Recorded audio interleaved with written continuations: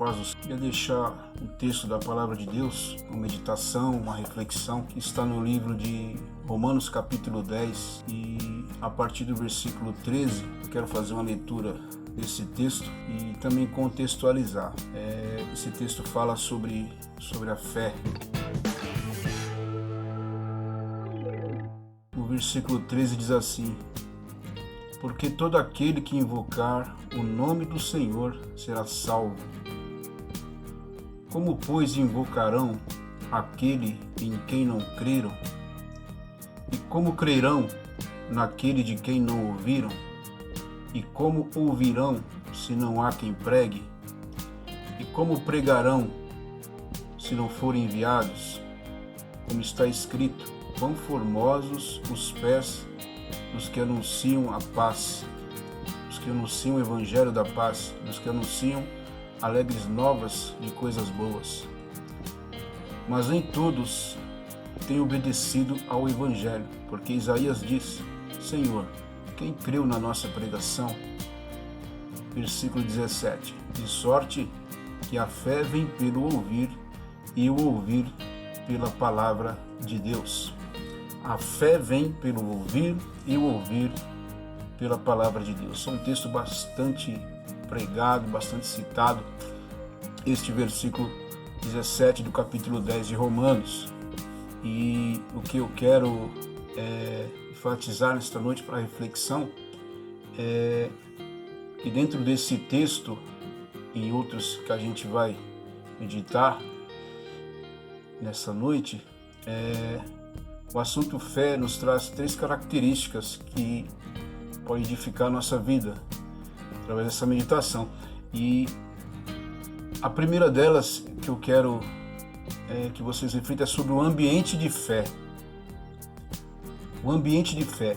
Esse texto nos ensina que a fé vem pelo ouvir. Então, isso nos dá a entender que para que numa igreja, numa comunidade, num lar, numa casa, enfim, num ajuntamento de pessoas, haja fé, para que haja um ambiente de fé, é necessário que a palavra seja pregada e que seja pregado, ensinado, uma palavra que produza fé na mente e no coração das pessoas. Nós estamos vivendo um tempo em que as igrejas não estão mais crendo no milagre.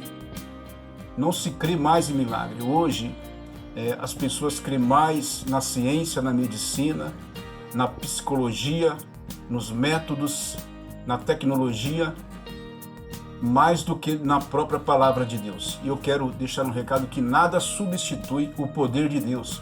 Nada substitui a palavra do Senhor. A Bíblia não mudou, Deus não mudou, Jesus Cristo é o mesmo ontem, hoje e será eternamente. E isso está mudando, né? As igrejas estão cada vez mais céticas, mais racionais, não se crê mais no milagre, não se crê mais que a palavra tem poder para transformar, para curar, para libertar. E é necessário que nós levantemos essa bandeira de que o Evangelho é um Evangelho de milagres, é um Evangelho de poder. Paulo disse: eu não me envergonho do Evangelho de Cristo, porque o Evangelho é o poder de Deus para a salvação de todo aquele que crê. Evangelho é poder. Isso está escrito em Romanos capítulo 1, 15 e 16. E o mesmo Paulo disse que quando ele foi aos Tessalonicenses, ele não foi somente em palavras. Ele disse que a sua palavra, aquilo que ele pregava, aquilo que ensinava, a palavra da cruz, era manifestação de poder, manifestação de espírito, não era algo teórico. Então, as igrejas estão vivendo a pregação, o ensino de um evangelho teorizado, racionalizado, teórico, vazio de poder, vazio de transformação. Não há transformação, não há poder, não há milagres, não há acontecimentos. Nós temos que denunciar esse tipo de coisa. A fé vem pelo ouvir e o ouvir pela palavra de Deus. Se não pregarmos a fé, se não ensinarmos sobre a fé, as pessoas na igreja não terão fé no seu coração para serem transformadas, para obterem de Deus transformação, para obterem de Deus milagres, para alcançarem milagres através da oração.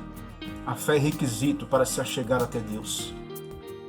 A fé é requisito para agradar a Deus. Sem fé é impossível agradar a Deus. Mas para que você tenha fé, eu tenho que te ensinar sobre a fé. Eu tenho que pregar sobre a fé.